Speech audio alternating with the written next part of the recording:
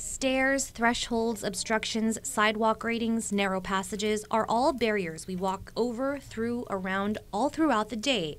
For those who do have some physical difficulties, however, a curb or a few stairs can be large barriers. Physical features that people without physical disabilities take for granted can present serious problems for people with different abilities, mostly because their needs haven't been considered in designing those features. I had the opportunity to work with the Department of Integrated Services for Individuals with Disabilities, and as part of the Americans with Disabilities Awareness Month, I took a few hours out of the day for a day in the life with the wheelchair. We may have some mishaps today. so I'm going to need you to sign a liability form before you okay. Do we need to do that? Yes. Okay, yes. So, do you want me to get out? No? Sure, if you want to get out. Let's try this. Let's do this. We can sign it while I'm in the chair. Okay. I will say this was no easy feat for me without the help of my trusty cameraman, Joser.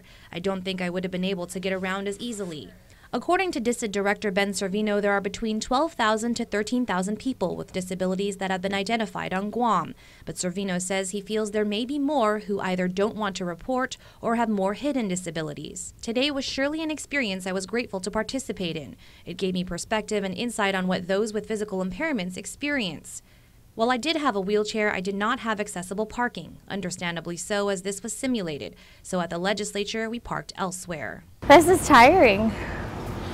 You know what, guys? This is, it's pretty hard. The Guam Congress building did have ADA-compliant parking and ramps, but I did struggle with trying to get the doors open. According to Servino, automatic doors are not required for ADA compliance.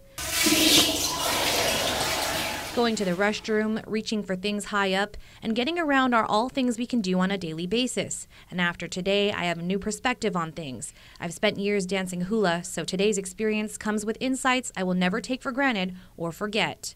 Disabilities can be visible or invisible, physical or otherwise. Most can result either from hereditary conditions or pre-birth developmental issues, from injury, from disease, or from chemical imbalances. Ensuring accessibility for people with disabilities means more than building ramps and accessible restrooms. It calls for a change in basic attitudes and understanding that individuals with disabilities are individuals who are not defined by their disabilities. Reporting for Guam's News Network, I'm Valerie Maige.